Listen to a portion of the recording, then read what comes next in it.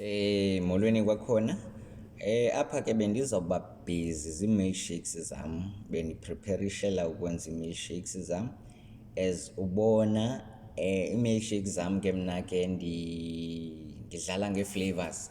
Andipheleli kulaa nto yoba nje ndithathe isiraphu ndiyifake kwi-ice cream and then ndibe sendiblenda i-ice cream yam and then ndibe sendikunika.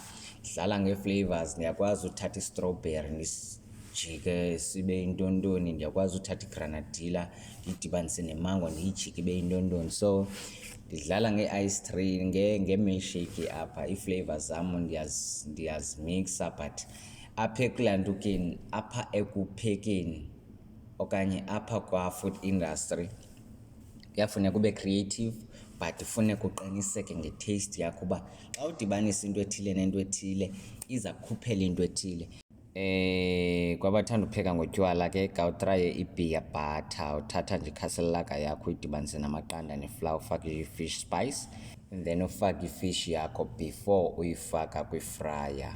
Sawubuya sincokole kwivlog elandelayo ngefish uba iphekwa njani ngeendlela.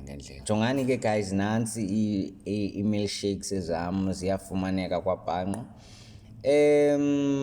Zimnandi zinje, azibukeki nje zintle, zimnandi nalapha emlonyeni.